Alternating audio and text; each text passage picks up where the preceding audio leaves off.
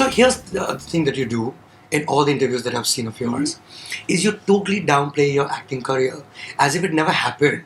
Or you say, you know what, I sucked at it, or whatever.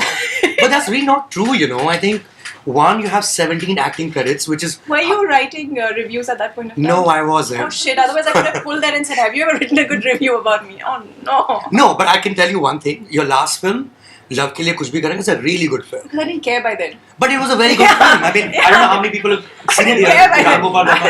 It was a perfectly fine movie. No. Shah Rukh Khan is called Badshah. But he's called Badshah because of the movie that you were in. I mean, that's an iconic film, right?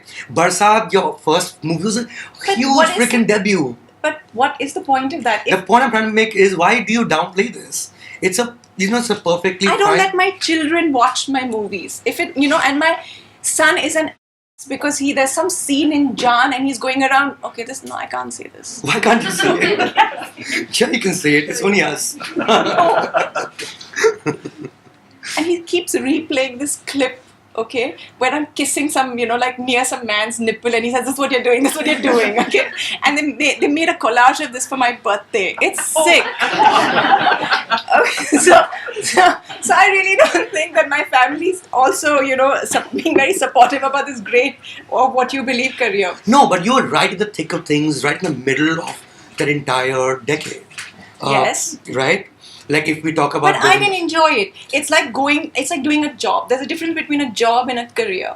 Sure. I didn't enjoy it. All I wanted to do was get back home. I was bored. I was reading books. There were times when I was sitting and knitting on the set, and my spot boy came and said, "Aap mat kariye na, sab log auntie ji bolenge." So you had to live up to this image, and I wasn't that person.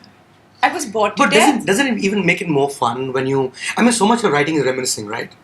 And none of it is about movies. Why not? I'm surprised. Because if you are that person, then you are the outsider in a place that's where everyone's taking themselves seriously. You would actually have the best observations to make. At that point in time, I would say, okay, so when you have defenses which are very high, other people can't see you, but you can't see them as well. So it's only with time, if you really want to, that you climb over that wall. You can't even break that wall ever. You climb over it. I had not managed to climb over that wall. So I couldn't really see people as clearly as I can see them now. Though, of course, there were some people who were, in some, I would say, kaleidoscope of colors that you couldn't miss. And I had an actor who cancelled shooting. And then he called me the next day. He said, I was really sick. And I said, what happened to you? So he said, I had a problem with my uterus. I just didn't want to tell him that I really don't think you have a uterus, but if you do and you have a problem, then God bless you. So I did have a lot of these wonderful things happening.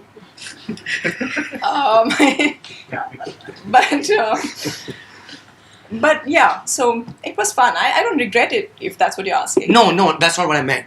I'll tell you what I meant. The first time I saw you, which was in Akshay's house, and I was interviewing him. It was his office, yeah. In his office, yes. And that interview lasted about an hour and a half. And why I did was because he had the best 90s movie stories to tell. Like anecdotes, right? And he's a diplomatic person. Yes. You apparently, by self-diagnosis, you have foot in the mouth. Yes. I don't hear great stories from you about the 90s. Because I was sleepwalking through it. He was living it. Yes, my life was beyond that. My life started at 6:30 when I came back home. That was just my work. I was reading most of the time. You have to wait endlessly. You're the only woman on the set at that point. Everyone else is a man, right? Your hairdresser and you. That's it. Today it's more fun because you have, all these cool people. You have stylists. You have, so many. There are directors. You have even your camera person is a woman sometimes. Right. At that point, that's it. There are men wearing full white. Yeah. And you. So, I mean, what do you do? What do you want me to read? You collect stories. I mean, what was the craziest thing that you remember from a set, for instance? Or like a uterus story, perhaps? Like something. I mean, this uterus story was pretty funny. What did he mean, though? He meant his uterus. He meant his uterus.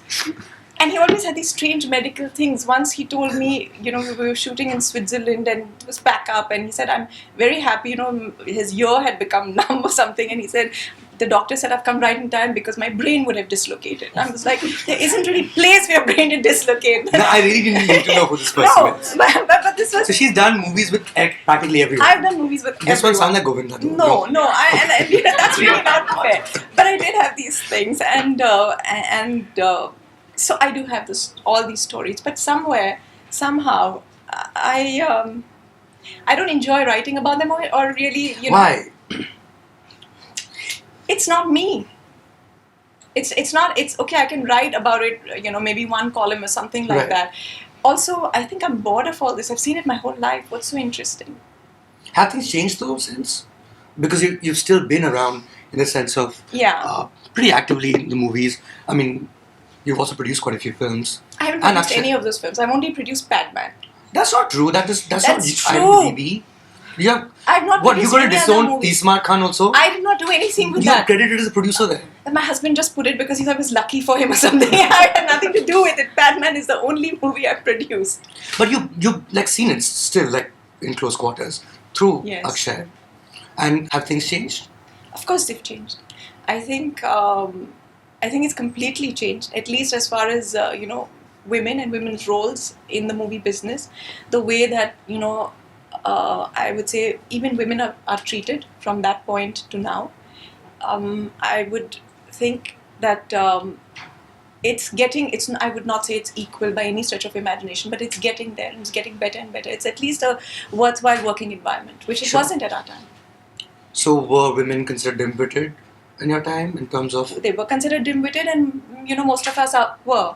So, which is why you're surprised when I'm saying that I, have these wordy quotes or whatever it is. No, I'm just like, it seemed like a perfectly composed sentence. That's all. It's become a habit. Okay. Perfectly composed sentences are a habit now. Nice. But here's the thing, right? So there's, sorry, I was talking to you. So this friend of yours apparently told you, a very close friend of yours told you about how he was really happy कि तू writing करती है क्योंकि अगर नहीं करती, then nobody would have known that you were all these things and it would never come out. He didn't say it like this. He said, अगर तू नहीं करती तो तू मर जाती और किसी को मालूम ही नहीं पड़ता तू ऐसी है. That's what he said. Okay. Right. That brings me to the point of intelligence and an actor. How intrinsically linked do you think, or intricately linked do you think the two are? Do you really need to be an extremely intelligent person to be a very good actor? It depends how you define intelligence. Sure. And there are many definitions of intelligence. So if you're looking at somebody who's emotionally intelligent, then yes, they would be very good at acting. If you're looking at somebody who's well-read, they might not be as good. So I don't think intelligence has anything to do with your ability as an actor. Your ability as an actor would be to be able to actually feel emotions and reenact them. Right. And I didn't have that ability. I've met a lot of people who don't seem particularly, from a conversation point of view, not someone I would want to have a conversation with. Not because of anything else, but the fact that they seem quite blank about the world they live in. But when I see them on the screen, they shine like crazy. Exactly. It's unbelievable, and they play extremely different people from who they are. Yeah. Do you think that just comes naturally to them? I think it's an inbuilt quality. It's as inbuilt as being able to write or sing or dance. It's not something you can cultivate. You're born with it. Either you're born with it. It's very difficult to cultivate that.